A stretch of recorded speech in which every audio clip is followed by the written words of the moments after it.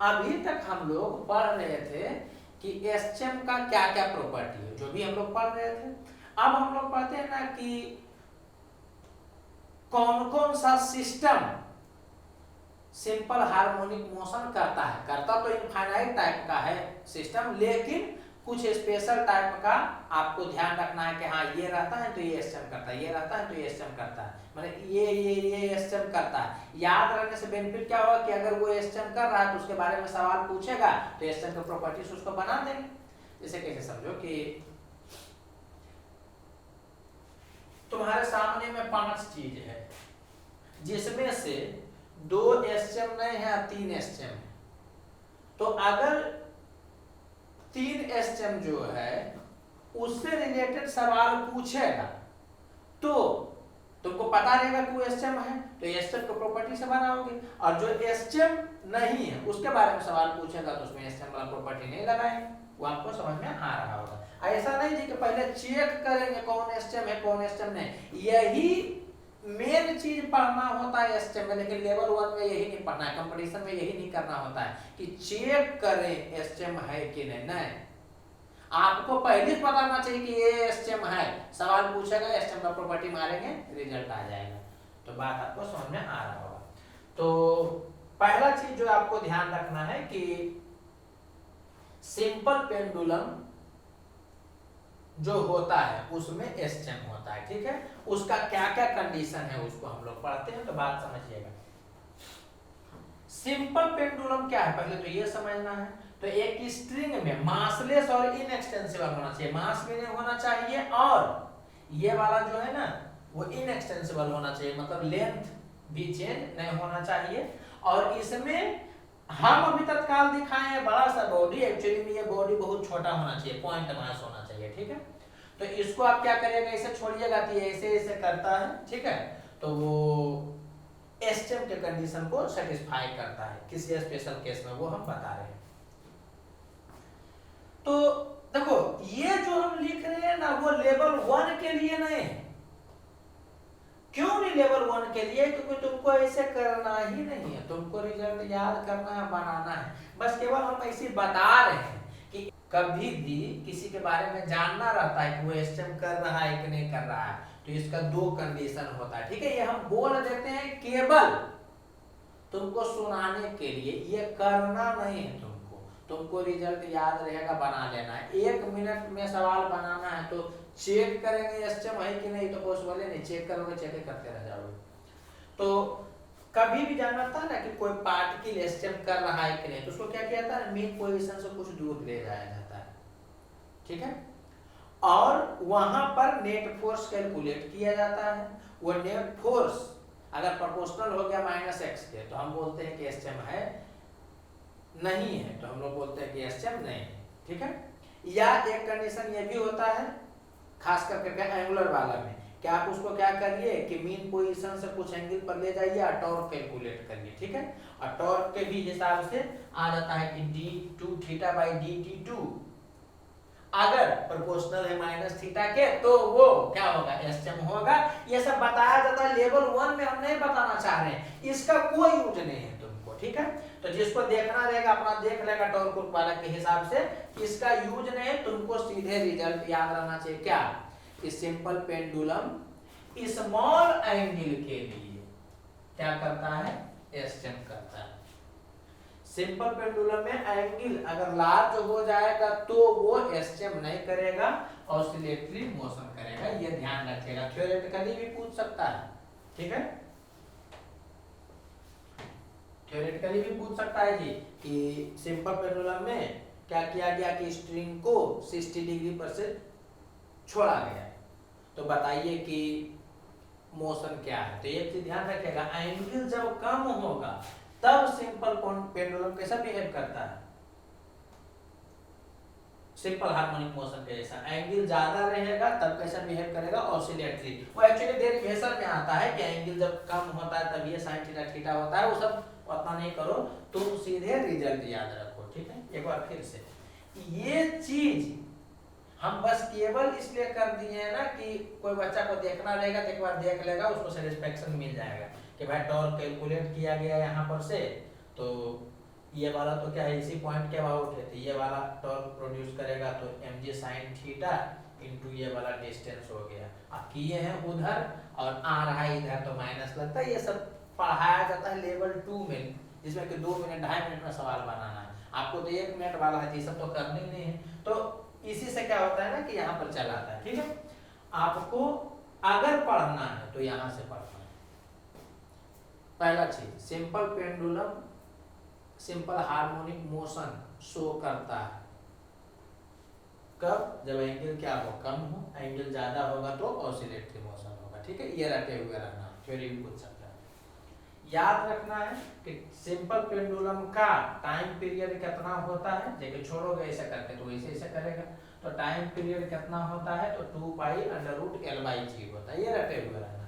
जहां L क्या है, तो distance between suspension point and centre of mass of body. तो अगर बॉडी छोटा है तो सेंटर ऑफ मास तो वही हो गया, अब बॉडी बड़ा रहेगा तो सेंटर ऑफ मास अलग होगा, उसको हम लोग देखेंगे। तो T का value 2 pi under root L/G है, जहां L क्या है, तो सस्पेंशन पॉइंट और इसके सेंटर ऑफ मास के बीच का डिस्टेंस। बाकी एग्जांपल से देखिए क्लियर होगा। जैसे कि एक स्फीयर है जो कि स्ट्रिंग से लटका हुआ है, जिसका रेडियस 1 मीटर है, तो आपको टाइम पीरियड बताना है। तो t का वैल्यू जब तक नहीं बोलेगा तब तक हम लोग मानेंगे एसएम है, जिसका time period t equal to 2 pi under root L/G होगा। तो टाइम पीरियड इसका कितना हो जाएगा जी, तो 2 पाई अंडर रूट L, तो L क्या होगा, सस्पेंशन पॉइंट और सेंटर ऑफ मास के बीच का गैप। तो ये वाला 4 है और इसका रेडियस 1 है, तो ये समझ में आ गया होगा कि 5 हो गया। तो 2 पाई अंडर रूट L/G, तो G का वैल्यू 10 है, इसको कर लेगा तो इतना आ जाएगा। हम ये बताना चाह रहे हैं आपको कि स्ट्रिंग का लेंथ L नहीं ले लीजिएगा। ठीक है, आपको L जो इंडिकेट किया गया वो सस्पेंशन पॉइंट और बॉडी के सेंटर ऑफ मास के बीच का डिस्टेंस। ठीक है,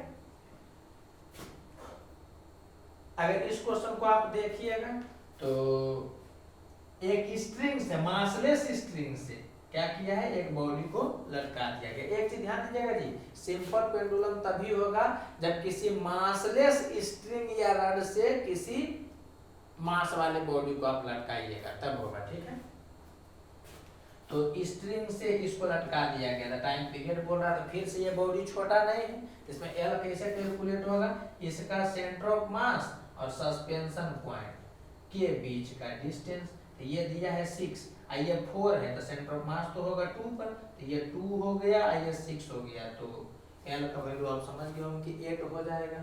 वो जान करके L इफेक्टिव लिख दिया गया है।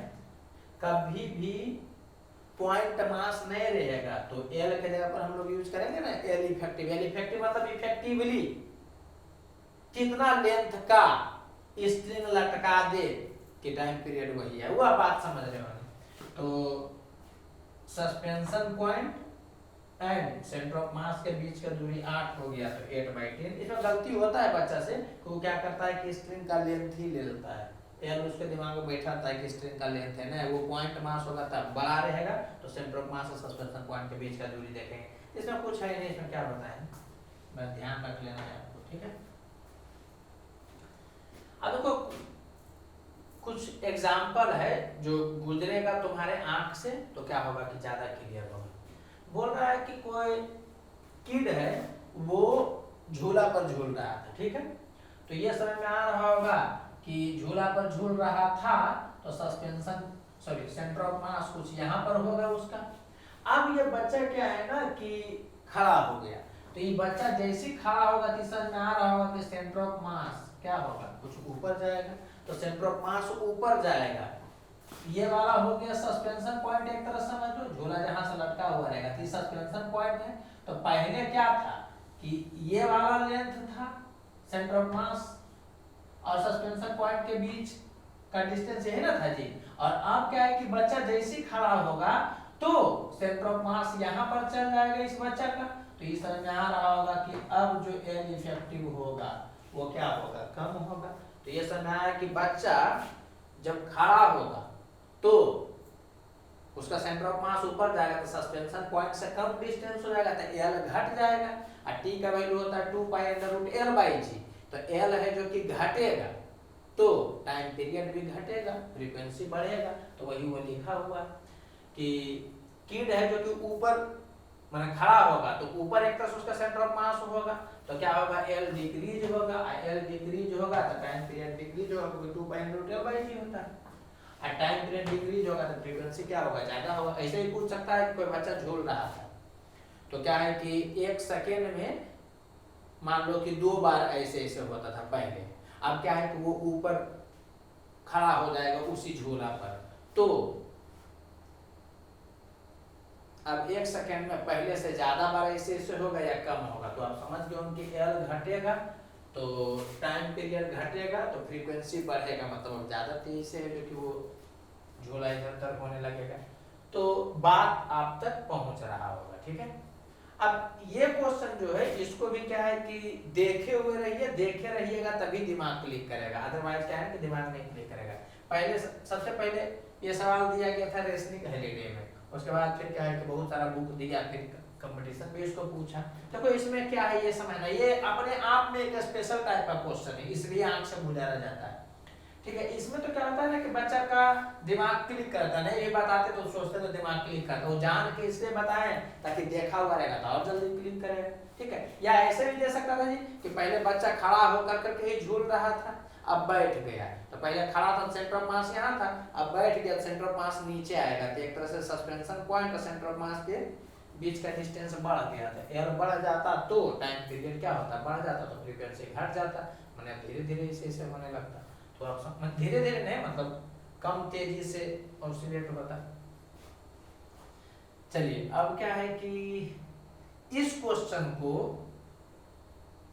गुजारा क्यों जा रहा है कि देखे रहेगा दिमाग क्लिक करेगा, अदरवाइज दिमाग नहीं क्लिक करता है, ठीक है। तो समझिएगा पहले क्या था ना कि किसी सेल में पानी भरा हुआ था या बोलता है कि बालू भरा हुआ था, मतलब या तो वाटर बोलेगा इसके अंदर में है या सैंड बोलेगा, कोई भी लिक्विड बोल सकता है, या कोई सॉलिड भी छोटा छोटा जो रहेगा वो बोल सकता है जो इससे कंटिन्यूअसली बाहर निकल रहा है। अभी तत्काल हम लोग वाटर मानते हैं।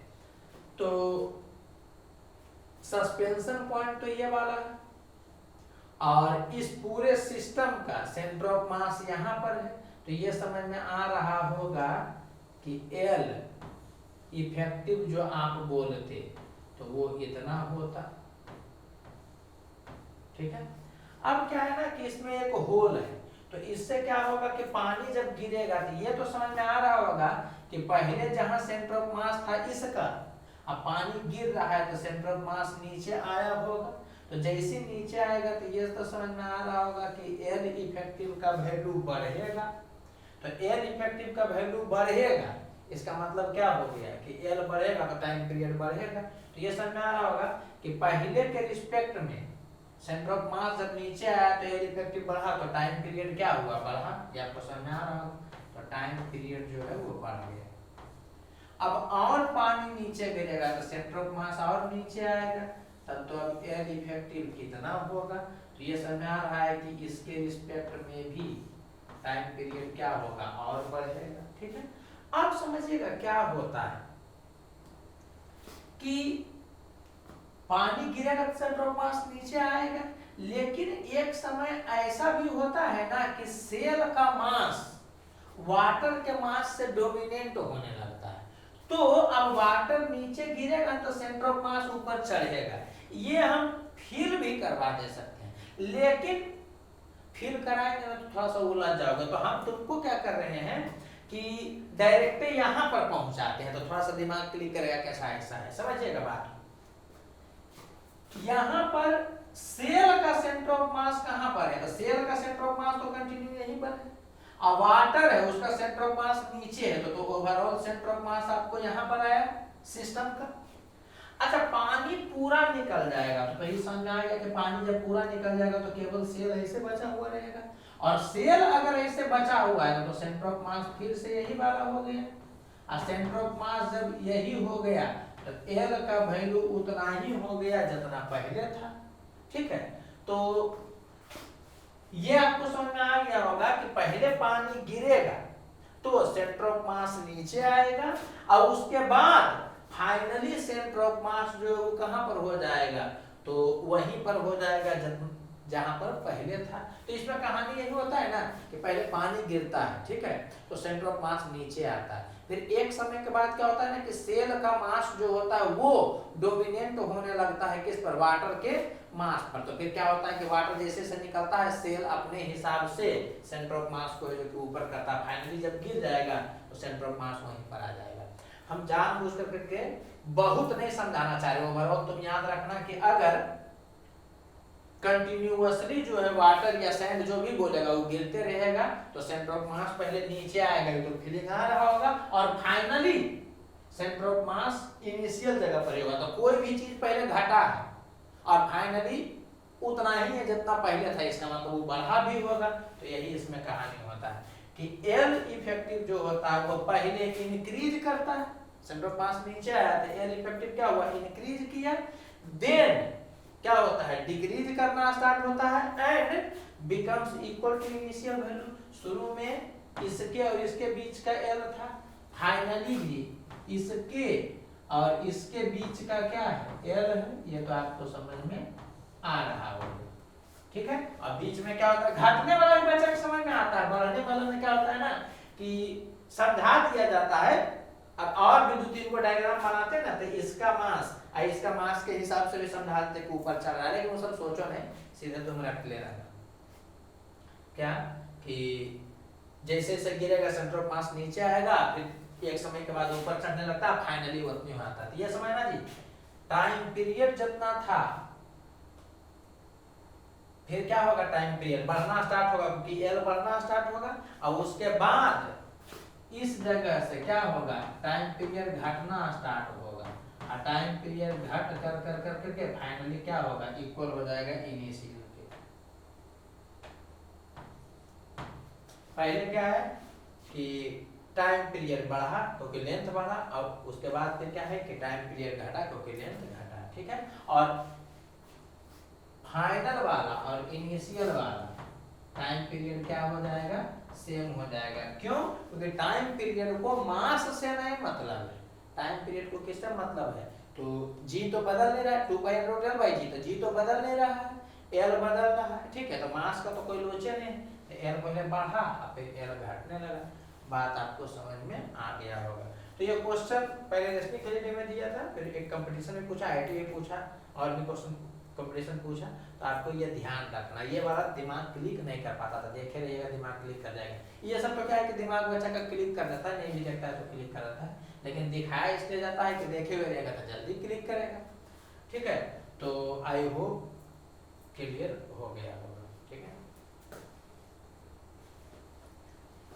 सिंपल पेंडुलम में कुछ केसेस हैं, उसको आपको ध्यान रखना है, ठीक है, क्योंकि इससे बहुत क्वेश्चन पूछता है। तो समझिएगा, टी का वैल्यू जो होता है वो होता है 2π/L/g। तो g जो है ना वो अलग अलग सिचुएशन में बदलता है, ठीक है। कैसे बदलता है वो हम बता रहे हैं। एक्चुअली g नहीं बदलता है, पेंडुलम को ऐसा लगेगा कि g बदल गया है, ठीक है। तो एक टाइप पढ़ना है जी इफेक्टिव कंसेप्ट, ठीक है, उसका क्या यूज होता है वो हम आपको बता रहे हैं। तो जी effective concept due to acceleration of suspension point and external force, ये बोल क्या रहा है ना कि t = 2π/L/g में g का value acceleration due to gravity के बराबर तभी लगेगा जब सस्पेंशन पॉइंट एक्सीलरेटेड नहीं है, वो हम आपको समझा रहे हैं। सस्पेंशन पॉइंट एक्सीलरेटेड नहीं है या बॉब पर केवल 2 फोर्स लग रहा है, एक mg और एक टेंशन, ठीक है। अब अगर सस्पेंशन पॉइंट एक्सीलरेट हो जाएगा तो फॉर्मूला कैसे इधर उधर होता है वो हम आपको बता रहे हैं, आपको ध्यान रखना है, आएगा सवाल कोट करके बना देना है। या एक्सटर्नल फोर्स लगेगा तब क्या चेंज होता है वो हम बताएंगे। क्यों होता है चेंज वो लाइटली हम बता सकते हैं कि सस्पेंशन पॉइंट एक्सीलरेट होता है तो स्यूडो फोर्स के कारण कंसेप्ट चेंज हो जाता है, समझ आ रहा है कि नहीं। एक्सटर्नल फोर्स लगता है तो डायरेक्ट उसी के कारण है जो कि चेंज होता है, लेकिन उस सब पतला में नहीं फंसो। तुमको याद ये रखना है कि सस्पेंशन पॉइंट एक्सीलरेट होगा तो g के जगह पर g इफेक्टिव मारना है, तो g इफेक्टिव कैसे कैलकुलेट होता है वो देखेंगे। और एक क्या याद रखना है कि अगर एक्सटर्नल फोर्स ओरिजिनल वाला लगने लगा, ठीक है, मैंने mg और टेंशन को छोड़ करके, तब उसका इफेक्ट कैसे देखते हैं, इतना ध्यान रखना है, सवाल बन जाएगा। तो समझना क्या लिखा हुआ, जब जी इफेक्टिव कैलकुलेट करना हो आपको acceleration due to acceleration of suspension point के कारण, तब क्या करते हैं, तो देखो क्या लिख दिए हैं, ठीक है, हिंदी में ही लिख दिए हैं कि सस्पेंशन पॉइंट जिधर एक्सीलरेट करेगा उसके उल्टा डायरेक्शन में ए का रिजल्टेंट लेना है जी के साथ। देखो क्लियर हो जाएगा। जैसे कि अगर लिफ्ट ऊपर जा रहा है तो सस्पेंशन पॉइंट का एक्सीलरेशन ऊपर है, ठीक है। तो जब जी इफेक्टिव निकाला जाता है तो क्या किया जाता है कि जो सस्पेंशन पॉइंट का एक्सीलरेशन है ना उसको उल्टा कर दो। तो सस्पेंशन पॉइंट का एक्सीलरेशन इधर था, इसका उल्टा हो गया इस डायरेक्शन में, और जी भी है इस डायरेक्शन में, तो इस दोनों का जो रिजल्टेंट होगा ना वो जी इफेक्टिव कहलाएगा। तो वो दोनों का रिजल्टेंट तो हो जाएगा जी प्लस ए। तो इसका टाइम पीरियड कितना होगा 2 pi under root L by ji effective है, जी इफेक्टिव हो गया जी प्लस ए। कभी भी सस्पेंशन पॉइंट एक्सीलरेट होगा या एक्सटर्नल फोर्स लगेगा तो जो नीचे में जी है ना उसको जी के जगह पर जी इफेक्टिव लिखते हैं, और जी इफेक्टिव कैसे कैलकुलेट होता है ये वाला सीख लेना है और अप्लाई करना है। क्यों हो रहा है, दिस हो रहा है, दैट हो रहा है, वो बता भी दे तो कोई यूज नहीं होगा, बताए ना सूडो कोड का कारण होता है। लेकिन अभी फर्स्ट लेवल में उतना दिमाग नहीं लगा, फर्स्ट लेवल में कैसे सवाल बना के आगे बढ़ जाना उससे मतलब रखो, तो ये आपको पता चल गया होगा। इसमें क्या है कि लिफ्ट नीचे जा रहा था, लिफ्ट नीचे जा रहा है तो सस्पेंशन पॉइंट का एक्सीलरेशन क्या होगा, नीचे होगा। तो अगर जी इफेक्टिव निकालना है तो चूंकि सस्पेंशन पॉइंट का एक्सीलरेशन नीचे है, तो अगर जी इफेक्टिव निकालना है तो इसको उल्टा कर देंगे और जी के साथ क्या करेंगे, रिजल्टेंट ले लेंगे। तो इस दोनों का रिजल्टेंट कितना हो जाएगा, तो जी माइनस ए हो जाएगा। तो टी का value 2 pi under root L by ji effective, ji effective के जगह पर कितना हो गया, जी माइनस ए हो गया। तो बात आपको समझ में आ रहा होगा। चलिए यहाँ पर देखते हैं, ट्रक उधर चल रहा है ए एक्सीलरेशन से, तो ट्रक उधर चल रहा है तो इसका मतलब सस्पेंशन पॉइंट का एक्सीलरेशन इस डायरेक्शन में हो गया ए, ट्रक का हिस्सा है ना सस्पेंशन पॉइंट, तो ट्रक उधर चल रहा है इसका मतलब सस्पेंशन पॉइंट भी उधर चल रहा है ए एक्सीलरेशन से। तो अगर जी इफेक्टिव निकालना है तो सस्पेंशन पॉइंट का एक्सीलरेशन उधर है, तो जी इफेक्टिव के लिए ए इधर लगाएंगे, तो ए इधर हो गया और जी इधर हो गया, तो इस दोनों का जो रिजल्टेंट होगा वही क्या होगा, जी इफेक्टिव होगा।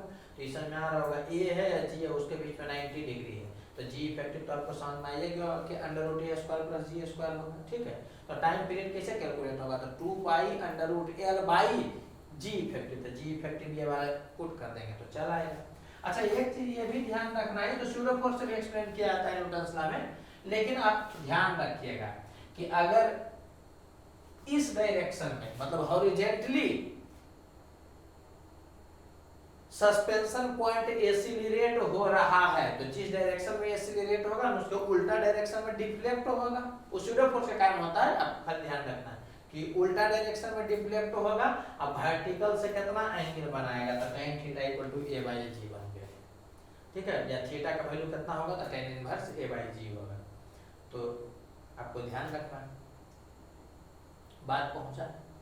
यह वाला तो हम लोग पहले भी ना देखे थे कि कोई कार में किसी पेंडुलम को लटका दीजिए और वो कार चलता है तो जिधर चलेगा उसको उल्टा डायरेक्शन में डिफ्लेक्ट होता है ड्यू टू सूडो फोर्स, ठीक है, वहां पर तो इक्विलिब्रियम वगैरह शो किया जाता है। यहाँ पर आपको बस यही करना है कि रिजल्ट रट जाना, जी इफेक्टिव में तो कोई दिमाग नहीं लगाना, जी इधर था सस्पेंशन पॉइंट एक्सीलरेट उधर हुआ, तो इस डायरेक्शन में एक्सीलरेशन कर करके इस दोनों का रिजल्टेंट लेंगे, तो रिजल्टेंट आएगा वही जी इफेक्टिव हो जाएगा। और ये एंगल याद रखना आपको कि tan theta a by g होता है। इसको भी दो चार ढंग से लाया जा सकता है, लेकिन हम आपको बोलेंगे कि ये याद रखिएगा tan theta a by g। एक जगह पर और भी आता है जी, tan theta equal to a by g ना एक स्पेशल केस है, माने एक स्पेशल डाटा है जो दो चार जगह पर आता है। जब फ्लूइड पढ़िएगा तो उसमें भी क्या होता है ना कि फ्लूइड को एक्सीलरेट करो तो पानी है जो कि शिफ्ट होता है, ठीक है, तो वहां भी हॉरिजॉन्टल से tan theta equal to a by g बनता है। बहुत जगह पर इसका यूज होता है। एगो केस पढ़ाया था ना कि ब्लॉक पर रख दो मास को और बोले कि कितना से इसको खींचे फ्रिक्शनलेस सरफेस पर मास को रख दो या ब्लॉक को रख दो, कितना एक्सेलरेशन से खींचे कि ये इस पर स्लाइड नहीं करे, वहां भी कैसा आता है tan theta equal to a by g, वो हम ऐसे ही बता रहे हैं। तो ये आप ध्यान रखेगा। एक चीज ध्यान देना है कि आप जो बोल रहे हैं कि जी इफेक्टिव जिधर भी आएगा ना, समझ जाना कि स्ट्रिंग उसके जस्ट अपोजिट में ही होगा, ठीक है। वो डिफ्लेक्ट होकर करके स्ट्रिंग जो होगा वो जी इफेक्टिव के ही लाइन पर होगा, ठीक है। जैसे कि अगर ये एक्सीलरेट नहीं होता तो बॉल यहाँ पर रहता, अगर एक्सीलरेट नहीं होता तो बॉल कहाँ पर रहता, यहाँ पर रहता। वो एक्सीलरेट हुआ तो उसका जी इफेक्टिव निकालने के लिए हम लोग एक्सीलरेशन का उल्टा लगाएंगे इधर और जी लगाएंगे इधर, तो इस दोनों का रिजल्टेंट जो होगा ना, तुमको समझ जाना है कि स्ट्रिंग जस्ट उल्टा डायरेक्शन में ही होगा। और इस ढंग के क्वेश्चन में एक बेनिफिट और होता है कि जी इफेक्टिव के कंसेप्ट में जो हम थोड़ा सा बताए थे आपको, कहाँ पर न्यूटन्स लॉ में ही बताया था जब सूडो फोर्स पढ़ाया था, है तो कि अगर कहेगा टेंशन कैलकुलेट करने के लिए तो डायरेक्ट हम लोग क्या लगा देंगे, m इंटू जी इफेक्टिव लगा देंगे। वो तो पहले ही बताया जा चुका है न्यूटन्स लॉ में ही कि कभी भी लिफ्ट या एक्सीलरेटेड वाला में अगर कोई पेंडुलम रहेगा तो टेंशन जब भी पूछेगा तो डायरेक्ट क्या करिएगा, m इंटू जी इफेक्टिव लगा दीजिएगा। तो यहाँ पर जी इफेक्टिव आपको कैलकुलेट हो जाएगा कि पूछा टेंशन कितना है, तो m इंटू जी इफेक्टिव, तो जी इफेक्टिव हो गया root a square plus g square. तो tan theta equal to a by g भी निकल जाता है वैसे ही सोच करके कि इस दोनों का जो रिजल्टेंट होगा उसके जस्ट उल्टा में स्ट्रिंग होगा, तो ये एंगल निकल जाता है tan थीटा a बाई जी, ये जो होगा वही होगा। उतना नहीं करना है, अगर टू द पॉइंट हमसे पूछो तो क्या याद रखना है कि एक्सीलरेट जिधर भी होगा सस्पेंशन पॉइंट उसको उल्टा करके जी के साथ रिजल्टेंट ले तो वही जी इफेक्टिव आ जाता है, समझ आ रहा है कि नहीं। और टेंशन पूछेगा तो m इंटू जी इफेक्टिव हो जाएगा, बात खत्म, ठीक है। तो आई होप क्लियर हो गया होगा। और एक कंडीशन होता है फ्री फॉल। फ्री फॉल का क्या मतलब हो गया कि a का वैल्यू किसके बराबर हो गया, g के बराबर नीचे डायरेक्शन में। अरे किसी को छोड़ोगे तो फ्री फॉल में नीचे एक्सेलरेशन हुआ ना g, तो उस सिचुएशन में टाइम पीरियड क्या होगा, तो छोड़ दोगे तो वो नीचे गिरेगा g से। तो अगर g इफेक्टिव तुम निकालोगे तो कैसे निकालोगे, तो ओरिजिनल वाला g तो नीचे है, एक्सीलरेशन है जो सस्पेंशन पॉइंट का फ्री फॉल में इधर है g, तो जी इफेक्टिव के केस में उसको उल्टा करोगे तो ऊपर हो जाएगा जी। तो ओरिजिनल जी हो गया नीचे और सस्पेंशन पॉइंट का एक्सेलरेशन था नीचे, तो उल्टा किया तो ऊपर हो गया जी, तो जी या जी क्या हो गया, कैंसिल हो गया। तो जी इफेक्टिव क्या हो जाएगा, जीरो हो जाएगा। वही बताया गया है कि फ्री फॉल कंडीशन में एक्सेलरेशन नीचे में जी होगा, तो उसको उल्टा करोगे तो ऊपर में जी और ओरिजिनल वाला नीचे में जी, तो ये दोनों खत्म होकर करके जी इफेक्टिव जीरो हो जाएगा। और जब जी इफेक्टिव जीरो होगा तो टाइम पीरियड कितना हो जाएगा, इनफाइनाइट हो जाएगा, ठीक है। अच्छा एक चीज समझना, टाइम पीरियड इनफाइनाइट का फिजिकल मीनिंग कभी भी याद है ना किसी का भी कि टाइम पीरियड इनफाइनाइट हो गया तो आपको समझ जाना है कि इसका मतलब वो एसएम हो ही नहीं रहा, समझ आ रहा है। तो आपको बस यहाँ से गुजारा गया कि एक बार देखे हुए रहिए। इस समय है ना कि इन्फिनिटी का मतलब वो कभी भी टाइम पीरियड इन्फिनिटी आ जाए किसी का भी तो आपको समझ जाना है कि इसका मतलब वहां पर ऑसिलेशन वाला घटना हो ही नहीं रहा, ठीक है। थ्योरेटिकल है कि टाइम पीरियड इन्फिनिटी हो गया, माने इन्फिनिटी टाइम के बाद हर चीज रिपीट करेगा, समझ आ रहा है, जो कि पॉसिबल नहीं है, तो आप समझ रहे होंगे। तो ये भी इसलिए बताया दिया गया कि देखे हुए रहेगा, दिमाग क्लिक करें। जैसे कि एक क्वेश्चन और पूछता है कि सैटेलाइट में पेंडुलम लटका दिया गया है तो बताइए उसका टाइम पीरियड क्या होगा। तो आप आगे पढ़िएगा ग्रेविटेशन में कि सैटेलाइट में भी जी इफेक्टिव जीरो आता है, वहां भी फ्री फॉल टाइप का कंडीशन आता है, तो सैटेलाइट में भी जी इफेक्टिव जीरो आता है, तो टाइम पीरियड क्या हो जाएगा, इनफाइनाइट हो जाएगा। इसका मतलब क्या है कि वो स्टेप में रहेगा ही नहीं। तो समझ में आ रहा होगा, टारगेट में तो आ ही रहा होगा। एक चीज और समझिएगा, ये भी बड़ा आसान है। कोई कार जो है वो हॉरिजॉन्टल सर्किल में चल रहा है, तो ये तो समझ में आ गया होगा कि कार हॉरिजॉन्टल सर्किल में चलेगा तो हर पॉइंट का एक्सीलरेशन सेंटर की तरफ होगा ना जी, सेंट्रीपिटल वाला। तो अगर कार चल रहा है सर्किल में, तो सर्किल में अगर कार चलेगा तो उसके हर पॉइंट का एक्सीलरेशन सेंटर की तरफ v²r होगा। तो अगर आप उस कार में पेंडुलम लटका दिए, जैसे कि ये कार है जो ऐसे ऐसे चल रहा है, अब इसमें आप पेंडुलम लटका दीजिएगा तो ये समझ में आया कि पेंडुलम का सस्पेंशन पॉइंट हो गया कार, कार सर्किल में चल रहा है तो वो एक्सीलरेटेड है सेंटर की तरफ। तो ये समझ में आ गया होगा कि कार ही है जो पेंडुलम का सस्पेंशन पॉइंट है, आकार एक्सीलरेटेड है, इसका मतलब पेंडुलम का सस्पेंशन पॉइंट एक्सीलरेटेड है इस डायरेक्शन में। तो ये समझ में आ रहा होगा कि इसमें डिफ्लेक्ट किधर होगा, स्प्रिंग उल्टा, जिधर एक्सीलरेशन होगा सस्पेंशन पॉइंट का उसके उल्टा डायरेक्शन में डिफ्लेक्ट होगा। यहाँ पर क्या था कि इसी लाइन पर है तो यहाँ तो डिफ्लेक्शन का सवाल नहीं, लेकिन देखिए जिसमें ऐसे चला था इस डायरेक्शन में ये हुआ तो डिफ्लेक्शन उल्टा ना हुआ, जिधर चलेगा सस्पेंशन पॉइंट उसको उल्टा डायरेक्शन में डिफ्लेक्ट होना चाहेगा। उस सीधे फॉर्मूला भी एक्सप्लेन कर देता है आपको, सीधे रख लेना जिधर चलेगा उसको उल्टा डायरेक्शन में चलना, मतलब हम एक्सीलरेशन का बात कर रहे हैं। कांस्टेंट वेलोसिटी चलेगा तो एक्सीलरेशन 0 है, तब जी इफेक्टिव का कांसेप्ट नहीं लगेगा, डायरेक्ट t = 2π/L/0 का, वो आपको समझ में आ रहा होगा। तो यही दिया है कि कोई कार है जो कि सर्किल में चल रहा है और उसमें एक पेंडुलम है, तो कार के हर पॉइंट का एक्सीलरेशन सेंटर की तरफ v²r, इसका मतलब पेंडुलम के सस्पेंशन पॉइंट का एक्सीलरेशन हो गया इस डायरेक्शन में v²r, तो पेंडुलम उल्टा डायरेक्शन में मतलब बाहर की तरफ में क्या होगा, शिफ्ट होगा, ये आपको समझ में आ रहा होगा, ठीक है। और g इफेक्टिव कितना होगा, तो g नीचे है और एक्सीलरेशन सस्पेंशन पॉइंट का v²r इधर था, तब तो अगर g इफेक्टिव निकालना है तो उल्टा डायरेक्शन में आप करिएगा v²r, तो वो दोनों का रिजल्टेंट लीजिएगा तो g इफेक्टिव इतना आ जाएगा √g² और उस डायरेक्शन में जो है v²r सस्पेंशन पॉइंट, अगर कार का जो होगा एक्सीलरेशन वही ना होगा सस्पेंशन पॉइंट का, तो आप समझ गए होंगे कि g² प्लस जो एक्सीलरेशन है उसका स्क्वायर करेगा तो g इफेक्टिव आ जाएगा। और tan थीटा कैसे कैलकुलेट हुआ था, डिफो यही वाला एक तरह से है कि g नीचे है और a इस डायरेक्शन में, v²r है यहाँ a का वैल्यू, तो इस डायरेक्शन में डिफ्लेक्ट होगा और वर्टिकल से कितना एंगल बनेगा, तो tan थीटा a/g और a का जगह v²r हो गया। अरे यही वाला डिट्टो है, एक तरह समझिए कि ये वाला, बस अंतर क्या है कि इसमें डायरेक्ट एक्सीलरेट कर रहा है सीधे, तो इधर आपको पता चला, इसमें क्या है कि ऐसे हो रहा है, तो इसमें भी एक्सीलरेटेड है तो डिफ्लेक्ट होगा, तो आपको पता चल रहा होगा। तो आई होप बात आप तक पहुंच गया होगा, हमको नहीं लग रहा कोई दिक्कत होगा। ये एक स्पेशल रिजल्ट है जो पहले बिना समझे आप याद रखिए, हो सकता है रिपीट करेगा, आईटी में पूछे हुए हो सकता है रिपीट करेगा। अगर जो ये वाला दिया हुआ है इस मोड में, ठीक है,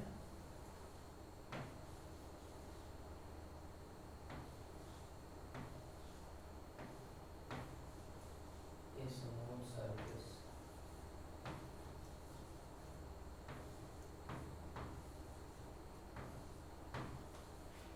ये पहले तो डायरेक्ट तुमको रिजल्ट याद रहना चाहिए कि किसी इनक्लाइंड प्लेन पर, स्मूथ इनक्लाइंड प्लेन पर अगर कोई गाड़ी रहेगा, ठीक है, उसमें पेंडुलम लटका हुआ रहेगा, इसका एक्सप्लेनेशन हम बता रहे, लेकिन पहले तुम रिजल्ट याद रखोगे कि किसी स्मूथ इनक्लाइंड प्लेन पर कोई गाड़ी है जिसमें पेंडुलम लटका हुआ, तो इसको छोड़ोगे तो ये गाड़ी नीचे चलेगा, ठीक है। तो इस केस में जो पेंडुलम का स्ट्रिंग जो होगा ना वो ऐसे वर्टिकल नहीं होगा, वो इस इनक्लाइंड प्लेन के परपेंडिकुलर हो जाएगा, ये तुम ध्यान रखना कि इस इनक्लाइंड प्लेन के परपेंडिकुलर हो जाएगा। ये पहले तुम रट ले लो, कैसे होता है हम बता रहे, लेकिन पहले रटे रहो, हो सकता है डायरेक्ट आएगा एकदम मार के आगे बढ़ जाना। अगर इनक्लाइंड प्लेन पर कोई गाड़ी को आप छोड़ दिए, और इनक्लाइंड प्लेन क्या है, फ्रिक्शनलेस है, तो अगर उस गाड़ी में कोई पेंडुलम है तो स्ट्रिंग जो होगा ना वो ओरिजिनली में वर्टिकल नहीं होगा, वो इनक्लाइंड प्लेन के परपेंडिकुलर में हो जाएगा, और जी इफेक्टिव का जो वैल्यू होगा वो किसके बराबर हो जाएगा, तो जी cos थीटा के बराबर हो जाएगा, वो रटे रहना है। तो टाइम पीरियड निकालना है तो ये वाला देखो टी का वैल्यू होगा कितना 2 pi under root L by G cos theta. ठीक है, फिर से एक बार समझा रहे हैं, लेकिन पहले तुम याद रखो, अगर इंक्लाइन प्लेन पर कोई गाड़ी है जो एसिलेरेट हो रहा है नीचे, ठीक है, स्मूथ है वो इंक्लाइन प्लेन, तो उसमें जो पेंडुलम होगा, पहले तो ये याद रखना कि उसके लिए जी इफेक्टिव का वैल्यू जी कोस थीटा होगा। ठीक है, तो टाइम पीरियड हो जाएगा 2 pi under root L by ji effective है, जी इफेक्टिव को जाकर जी कोस थीटा होगा। और ये भी रिजल्ट याद रखना कि जो स्ट्रिंग होगा वो ओरिजिनली में वर्टिकल नहीं होगा, वो इंक्लाइंड प्लेन के वर्टिकल में होगा, या जो उसका रूप है उसके वर्टिकल में होगा। रूप अगर इंक्लाइंड प्लेन के पैरेलल है तो उसके वर्टिकल हो जाएगा।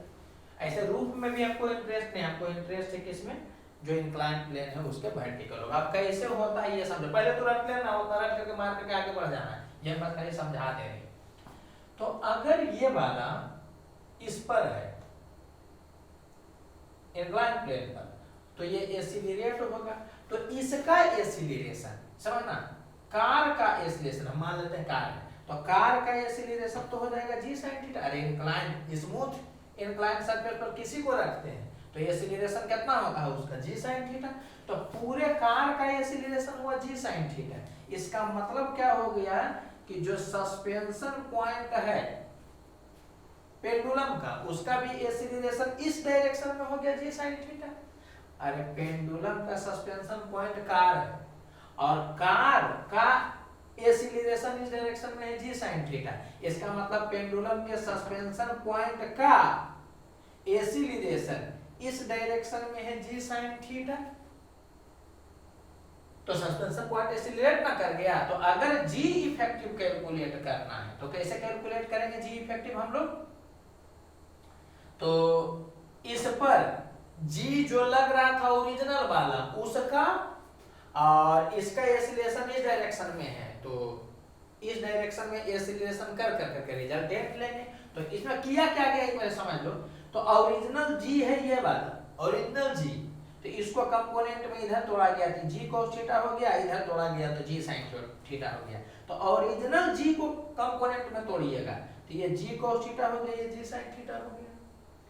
और सस्पेंशन पॉइंट का एसिलेरेशन इधर है, तो सस्पेंशन पॉइंट के एसिलेरेशन के कारण जो इफेक्ट होगा उसमें बताए थे ना कि जो एसिलेरेशन होता है उसका उल्टा कर देते हैं और जी के साथ रिजल्टेंट लेते हैं। तो सस्पेंशन पॉइंट का एसिलेरेशन जी साइन थीटा इधर था, तो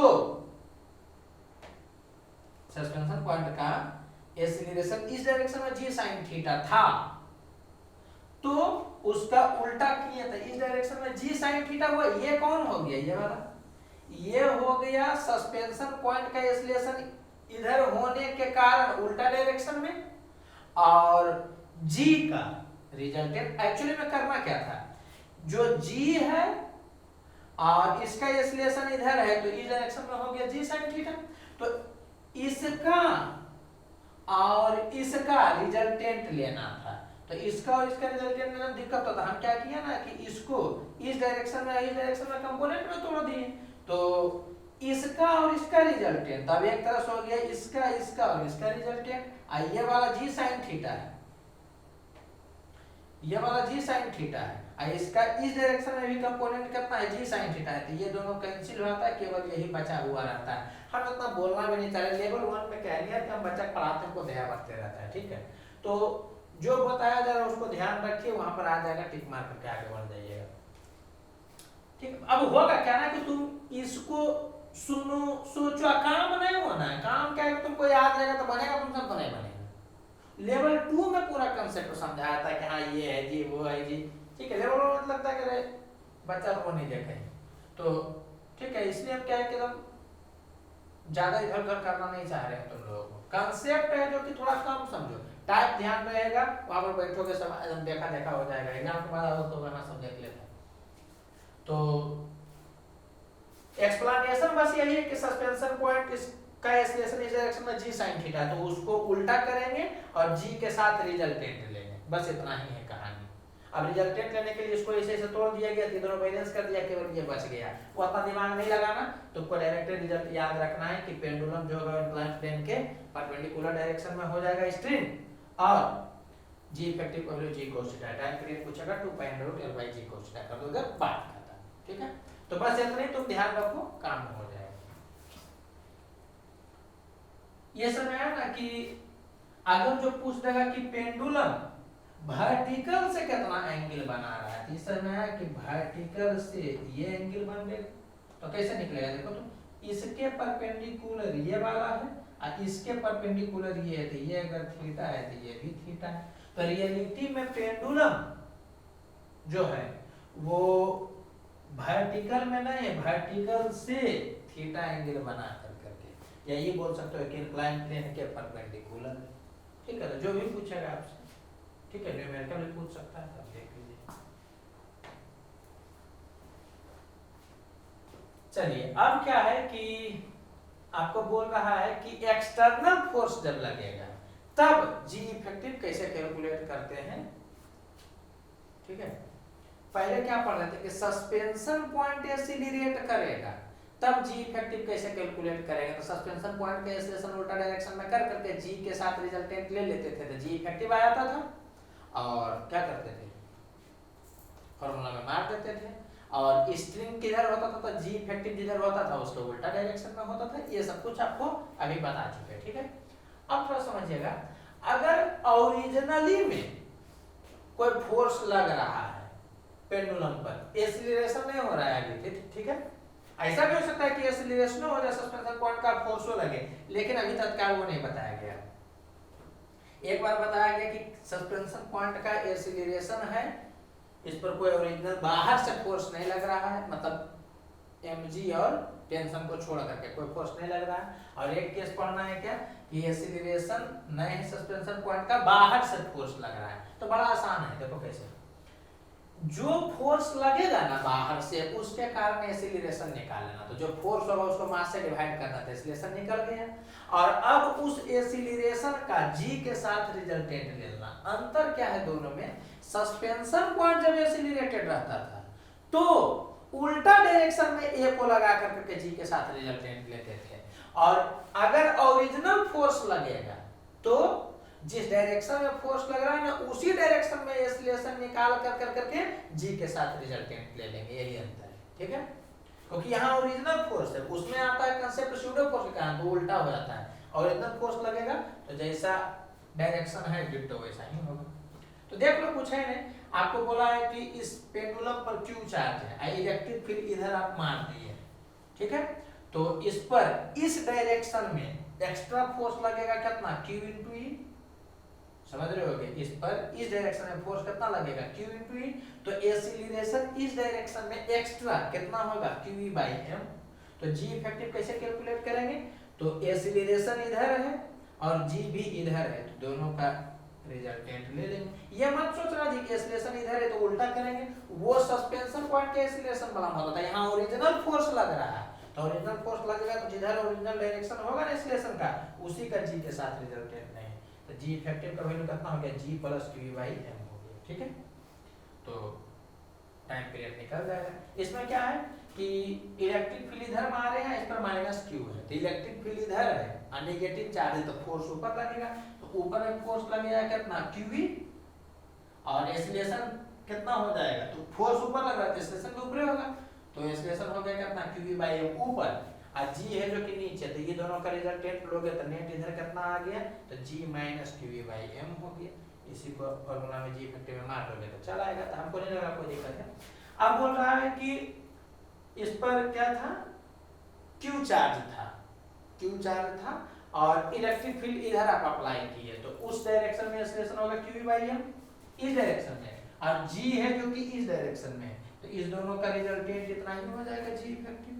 ठीक है, और चूंकि ये ओरिजिनल फोर्स है तो जिधर फोर्स लगेगा डिफ्लेक्ट भी उधर होगा, तो आपको समझ में आ ही रहा होगा कि इस डायरेक्शन में डिफ्लेक्ट हो गया, जी इफेक्टिव तो समझ में आ गया ना, जी इधर है और एक्सीलरेशन उस डायरेक्शन में क्यू बाई एम, तो ये दोनों का रिजल्टेंट लिए।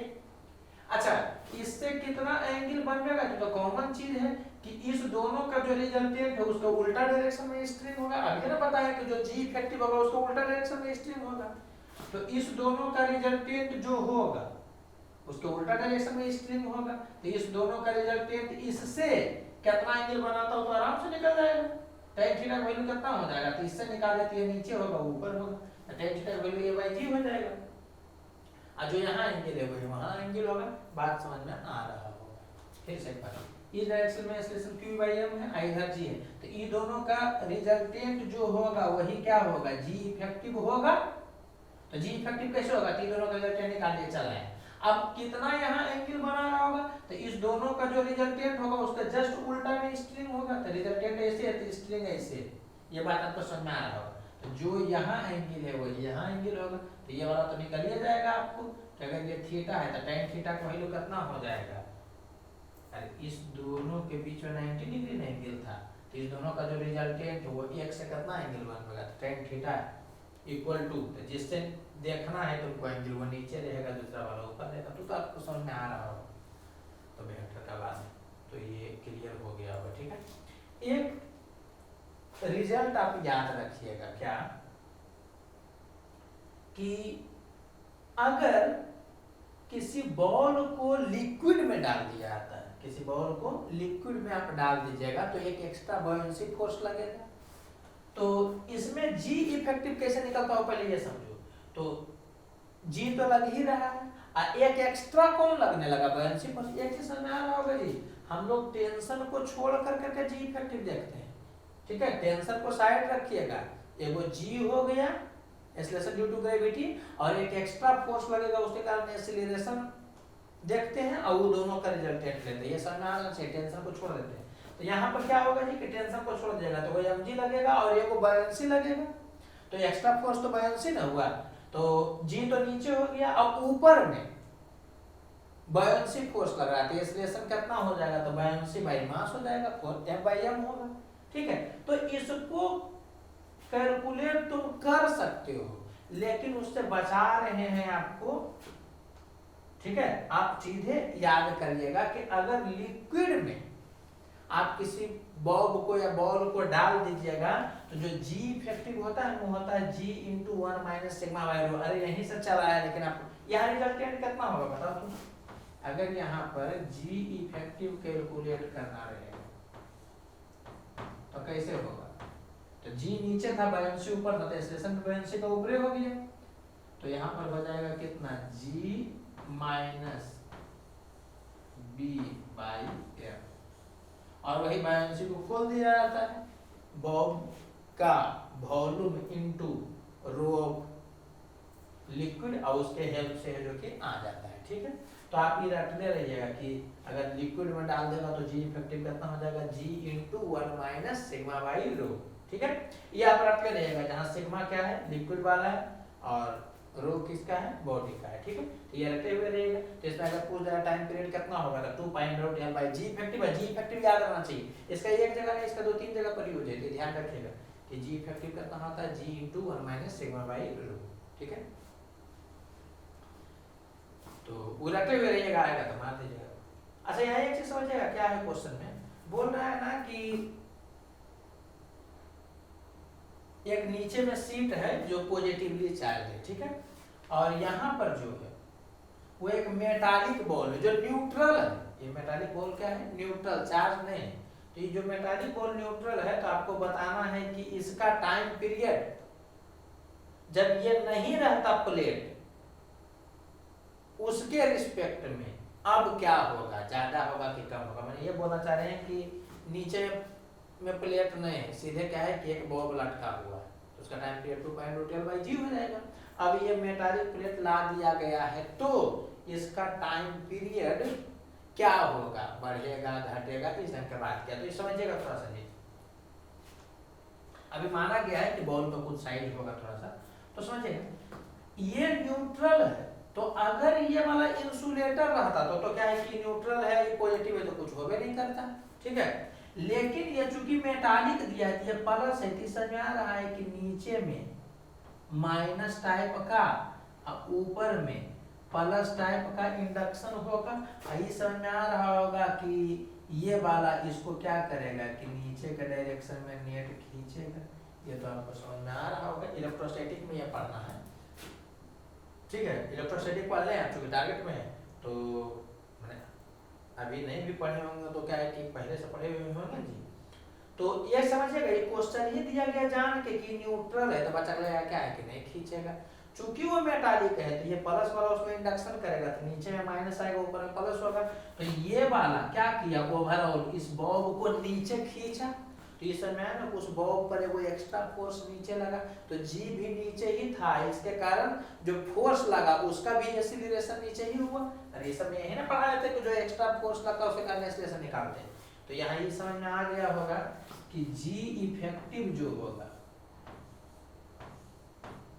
वो क्या होगा, ज्यादा होगा जी से। क्यों? क्योंकि एगो तो जी है, ये वाला उसको अट्रैक्ट किया, न्यूट्रल होने के बावजूद अट्रैक्ट किया। क्यों? क्योंकि वहां इंडक्शन हुआ होगा। हाँ, ये बोलता कि ये वाला बॉडी जो है ना बहुत छोटा है, अगर लिख देता तब हम लोग इंडक्शन को नहीं मानते, लेकिन नहीं लिखा है। इस क्वेश्चन में ये समझना पड़ेगा, मानना पड़ेगा क्या कि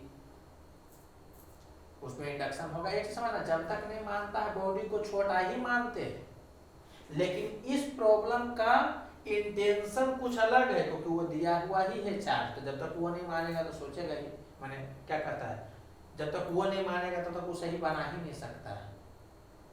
ठीक है, अगर लिख देता कि बॉडी बहुत छोटा है तो छोटा मानते, लेकिन नहीं लिखा है तो छोटा मानते, मगर इस प्रॉब्लम में आपको क्या है कि थोड़ा उसको मानना पड़ेगा थोड़ा सा बड़ा, जिसमें इंडक्शन हो सके। तो ये समझ में आ रहा होगा कि टाइम पीरियड क्या हो जाएगा, आने के बाद घट जाएगा, क्योंकि टी का वैल्यू होगा 2 pi under root L by ji effective. और जी इफेक्टिव पहले कितना था, तो ये नहीं था तो केवल जी था, ये आ गया था रिएक्शन के कारण जी इफेक्टिव ज्यादा हो गया।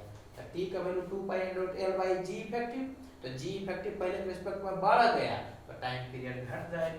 तो ये वाला समझ में आ रहा होगा कि क्या हो जाएगा, फ्रीक्वेंसी क्या हो जाएगा, बढ़ जाएगा, वो आपको समझ में आ रहा होगा। चलिए कुछ और एग्जांपल देखते हैं, जिससे कि क्या होगा तो थोड़ा और कांसेप्ट क्लियर होगा। बोल रहा है कि एक मेटालिक बॉल है जो न्यूट्रल था, ठीक है, तो मेटालिक बॉल है और क्या है, न्यूट्रल है, ठीक है, यहाँ पर प्लस प्लस है। तो आपको क्या है ये बताना है कि एक्सरे मारने के बाद इसका टाइम पीरियड पहले के रिस्पेक्ट में बढ़ा या घटा। एक चीज समझना जी, अभी जो क्वेश्चन करवा रहे थे ये वाला एकदम डिट्टो यही क्वेश्चन है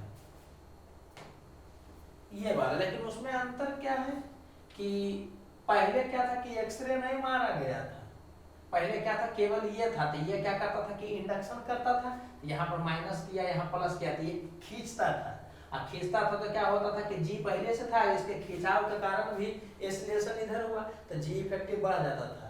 तो टी का value 2 pi under root L by ji effective होता था, तो जी इफेक्टिव बढ़ता था, टाइम पीरियड घटता था, ठीक है। अब यहाँ पर क्या होगा, तो ये तो सच बात है कि प्लस के कारण यहाँ थोड़ा सा इंडक्शन तो होगा जिसमें कि खिंचाव करेगा, ये आपको समझ में आ रहा होगा। लेकिन ये दिया इसलिए दिया है ना कि थोड़ा सा और आप सोचिए तब आप पहुंचिएगा, तो जान करके दिखा रहे हैं। ये सब क्वेश्चन क्या होगा ना कि एकदम नहीं होता, कदुआ हो जाएगा, मैंने आप देखे आप मुस्कुराइएगा कि तो पहले से बताया हुआ दिमाग क्लिक कर जाएगा, बढ़ जाइएगा, अदरवाइज क्या होगा गलती हो जाएगा। यहाँ समझना क्या है, चूंकि ये मेटालिक बॉल है और न्यूट्रल है, ठीक है, आप एक्सरे मारिएगा तो एक्सरे मारने पर क्या होता है ना कि इलेक्ट्रॉन इससे बाहर निकलेगा, तो इलेक्ट्रॉन जो है वो क्या होगा, इससे बाहर निकलेगा। Electron photo electric effect type का, तो क्या होगा कि इससे बाहर निकलेगा इलेक्ट्रॉन, ठीक है। तो आप एक्सरे मारिएगा तो क्या होगा कि इससे इलेक्ट्रॉन बाहर निकलेगा, तो ये आपको समझ में आ गया होगा कि ये पॉजिटिवली चार्ज हो जाएगा, समझना होगा। और जब ये पॉजिटिवली चार्ज होगा तो ये उसको रिपेल करेगा। अब दो कहानी समझना, इंडक्शन में देखिएगा कि प्लस वाला यहाँ पर माइनस इंड्यूस करेगा, उसको खींचेगा, और एक्सरे मारे हैं तो इस पर प्लस जनरेट हो गया और ये क्या करेगा, उसको रिपेल करेगा। तो अब इसके कारण यहाँ पर दो घटना होगा, ठीक है। क्या होगा, तो एक क्या होगा कि इस डायरेक्शन में F इंडक्शन के कारण लगेगा,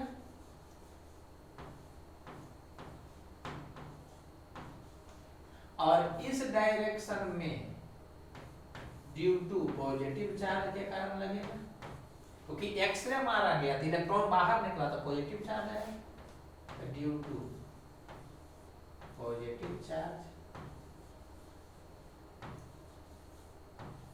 ये बात आपको समझ में आ रहा होगा। तो इस क्वेश्चन में आपको इसको डोमिनेंट मानना पड़ेगा, दिया हुआ डाटा नहीं है लेकिन मानना पड़ेगा। क्या है कि इंडक्शन वाला जो होता है ना वो कम इफेक्टिव होता है, लेकिन एक्सरे मारेगा तो इस पर ओरिजिनल पॉजिटिव चार्ज ना है, तो ओवरऑल ये रिपेल जब करेगा तो ये वाला डोमिनेंट होगा इसके रिस्पेक्ट में। तो ये समझ में आया कि अब इसका अगर तुम G इफेक्टिव निकालो तो G हो गया नीचे और इस दोनों कारण नेट फोर्स लगा ऊपर, तो एक्सीलरेशन भी ऊपर होगा।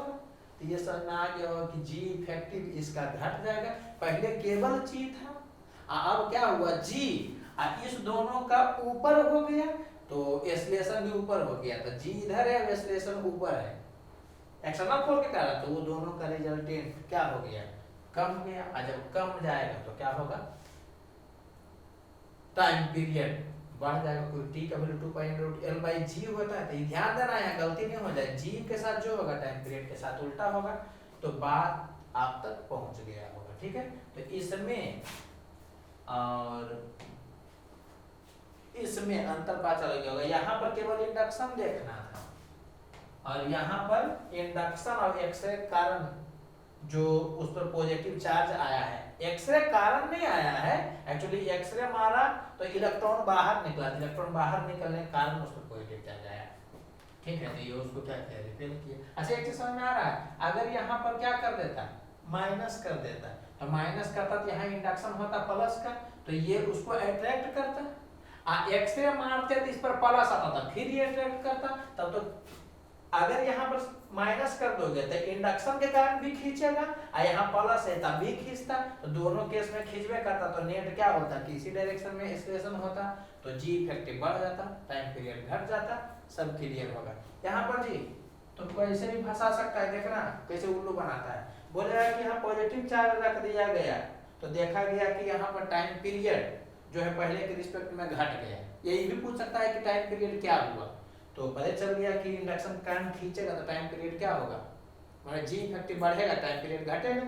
तो अब बोलेगा कि प्लस के जगह पर माइनस रख देते तो क्या होता, तो जो बेवकूफ बच्चा वो सोचेगा प्लस के कारण G इफेक्टिव बढ़ा तो माइनस के कारण घटेगा, नहीं, यहाँ प्लस रखे तब भी इंडक्शन किया तो खींचा ही, क्योंकि प्लस के कारण माइनस इंडक्शन हुआ, इस डायरेक्शन में प्लस में इंडक्शन हुआ लेकिन नजदीक वाला तो ज्यादा इफेक्ट होगा। और अगर यहाँ माइनस रखते तो यहाँ पर प्लस होता, यहाँ पर माइनस होता, तब भी उस डायरेक्शन में ही है जो कि खींचता है। ठीक है, तो यहाँ प्लस रखो चाहे माइनस रखो वो अट्रैक्ट करेगा ही इंडक्शन के कारण, तो यही वाला घटना होगा। जब तक इस पर ओरिजिनल चार्ज है, ओरिजिनल चार्ज जब हो जाएगा तो ओरिजिनल चार्ज वाला को देखेंगे, इंडक्शन को नहीं देखेंगे, वो समझ में आ रहा होगा। देखिए इस केस में क्या हुआ था कि एगो इंडक्शन वाला खेल हुआ, एगो ओरिजिनल चार्ज के कारण हुआ था, ओरिजिनल चार्ज वाला डोमिनेंट होगा, वही डिसाइड करेगा, तो बात पता चल गया होगा। तो वही है कि इलेक्ट्रॉन इमिशन एक्सरे के कारण होगा तो मेटालिक बोर्ड पॉजिटिवली चार्ज हो जाएगा, तो उस पर फोर्स ऊपर लगेगा, इंडक्शन वाला भी लगेगा लेकिन बहुत कम, तो G इफेक्टिव क्या होगा, घट जाएगा, टाइम पीरियड बढ़ जाएगा। आप समझ में आ रहा होगा। ये क्वेश्चन ये सही है कि दिया है कि सस्पेंशन पॉइंट का जो पोजीशन है वो ऐसे वेरी कर रहा है, तो बताइए कि टाइम पीरियड क्या होगा। तो पोजीशन है तो इसको दो बार डिफरेंशिएट कर दिएगा तो एक्सीलरेशन आएगा, और पोजीशन को डिफरेंशिएट करिए तो वेलोसिटी आया, और वेलोसिटी डिफरेंशिएट किए तो एक्सीलरेशन आया। तो इसका एक्सीलरेशन उस डायरेक्शन में 6 है, तो सस्पेंशन पॉइंट का एक्सीलरेशन है, तो G इफेक्टिव कैसे निकलेगा, तो इस डायरेक्शन में हो गया G और सस्पेंशन पॉइंट का एक्सीलरेशन उधर है, तो उसका उल्टा होगा, इस डायरेक्शन में 6, तो टोटल हो जाएगा कितना 16, तो वही वाला कर दिए। इस दोनों में अंतर पता चला, ये ओरिजिनल फोर्स के कारण है, तो ओरिजिनल फोर्स के कारण एक्सीलरेशन जिधर होगा मतलब उसी डायरेक्शन में A को लेकर रिजल्टेंट लेंगे, और इसका सस्पेंशन पॉइंट का एक्सीलरेशन है, तो उल्टा डायरेक्शन में कर करके रिजल्टेंट लेंगे। ये क्वेश्चन इसलिए दिया गया है ना कि कोई जरूरी नहीं कि सस्पेंशन पॉइंट को एक्सप्रेशन दे ये दे, हो सकता है वो पोजीशन दे, हो सकता है वो वेलोसिटी दे, तो आपको एक्सप्रेशन पर ला कर करके जी इफेक्टिव कैलकुलेट करना है। आई होप बात पहुंच रहा होगा, ठीक है। अब देखिए कुछ क्वेश्चन दिया हुआ है, कह रहा है कि a lift is accelerating downward with acceleration 4 metre पर second, if length of pendulum is 20 metre then find its time period। कुछ है या नहीं, ठीक है। लिफ्ट जो है वो डाउनवर्ड में एक्सीलरेट हो रहा है, सस्पेंशन पॉइंट है डाउनवर्ड में, तो उसको उल्टा करेंगे तो इस डायरेक्शन में 4 हो जाएगा, जी है 10, तो उस दोनों का रिजल्टेंट इस डायरेक्शन में 6 हो जाएगा। तो टी का वैल्यू कितना हो जाएगा, 2 pi under root L by g 52, सो कर दीजिएगा, चल आएगा कुछ था नहीं। दिया हुआ कि when simple pendulum is dipped in water its time period becomes double of original, find bob mass, ठीक है। वॉल्यूम ऑफ बॉब जो दिया है इतना क्यूबिक मीटर दिया, ठीक है। समझिएगा सिंपल पेंडुलम जब पानी में डाला गया तो टाइम पीरियड डबल हो गया, तो ये पानी वाला जो टाइम पीरियड है वो डबल है विदाउट वाटर वाला का। तो वाटर में आप डाल दीजिएगा तो टाइम पीरियड कैसे निकलेगा, 2 pi under root L by ji effective, तो जी इफेक्टिव ये वाला हो गया 2 pi under root L by ji effective. Ji effective हम लोग पढ़े थे ना जी कि g into 1 minus sigma by rho होता है, ये भी बताए हैं आपको। यहाँ देखो ये वाला केस में कि अगर किसी लिक्विड में तुम डाल दोगे तो जी इफेक्टिव का वैल्यू होगा कितना, g into 1 minus sigma by rho, जहाँ सिग्मा लिक्विड का है रो सॉलिड का है, ये बॉब का है, ठीक है। तो वैसे ही वाटर में डाल दिए हो तो जी इफेक्टिव हो गया g into 1 minus sigma by rho, जहाँ सिग्मा हो गया लिक्विड का, यहाँ वाटर दिया था लिक्विड का, माने वाटर का जो होता है वो 1000 केजी पर मीटर क्यूब होता है ऐसा यूनिट में, वो आपको समझ में आ रहा होगा। और अगर पानी में नहीं डालता तो टाइम पीरियड कितना होता था, 2 pi under root L by g होता। तो बोल रहा है कि फाइनल वाला है जो कि इनिशियल वाला का डबल है, वो आपको समझ में आ रहा होगा। तो यहाँ से क्या होगा देखिए, जी माने एल और जी ये वाला कैंसिल हो जाएगा इधर से, रूट रूट वाला, ठीक है, वो समझ में आ रहा होगा। 2 पाई से 2 पाई भी कैंसिल हो जाएगा। अब क्या करिएगा कि आप स्क्वायर कर दीजिएगा, तो स्क्वायर करेगा तो 1 बाई इतना ये बराबर हो जाएगा 4 के, इसको नीचे करिएगा उसको ऊपर करिएगा, ठीक है। या फिर आप उसको उल्टा भी कर दे सकते हैं, तो ये वाला आ जाएगा, वो समझ में आ रहा होगा। तो यहाँ से क्या हो जाएगा कि आपका रो कैलकुलेट हो जाएगा। और कुछ नहीं, देखो ना इस कंडीशन में इसको पुट कर दे, खाली एक ही कांसेप्ट था कि यहाँ पर जी इफेक्टिव कैसे होगा, तो याद रहना चाहिए। इन एक बार उनसे निकालने लगे करने लगे तो गड़बड़ा जाएगा। तो g into 1 minus sigma by rho, तो इसको डील करिएगा तो यहाँ से रो आ जाएगा। ये रो कौन था, बॉब का या सॉलिड का, तो रो आ गया आपको। तो मास कैसे निकलेगा, तो डेंसिटी आपको मालूम चल गया और वॉल्यूम है जो कि दिया हुआ है, ठीक है। तो कैलकुलेट कर लीजिएगा तो चल आएगा। तो कुछ है नहीं इसमें बताने को, अरे लेवल 1 में छोटा छोटा ही क्वेश्चन पढ़ना है, ठीक है। बाहर तो सवाल आने का है ही नहीं, जो इतना बताने को ही है। अच्छा अब टेम्परेचर इफेक्ट वाला, चलो आगे का अगला क्लास में देखेंगे, ठीक है। ओके, अरे हर बनाना नहीं, घर पर जाकर के एक बार अच्छे से पढ़ना, सब क्लियर हो जाएगा, ठीक है। फाउंडेशन रहता है ना, तो इसी चीज को क्या होता है ना कि एकदम 3 गुना 4 गुना टाइम दे करके बहुआ नुनू करके पढ़ाया जाता, तब भी इतना नहीं किया जाता है, ठीक है। टारगेट में है तो लेवल 1 में इतना तो आप जानिए और इससे ज़्यादा जानना भी नहीं है, ठीक है। तो आई होप क्लियर हो रहा होगा। जो भी बताएं आपको जी, यहाँ से यहाँ जाने में कितना टाइम लगेगा या इक्वेशन लिखने में, ठीक है। तो जैसे बताएं तो वैसे ही डील करिएगा, स्मार्टली डील करिएगा, 1 मिनट में बन जाएगा। बुक वाला मेथड से बनाइएगा लेंथी हो जाएगा, बहुत इरिटेटिंग हो जाएगा, तो वैसे करना नहीं, ओके।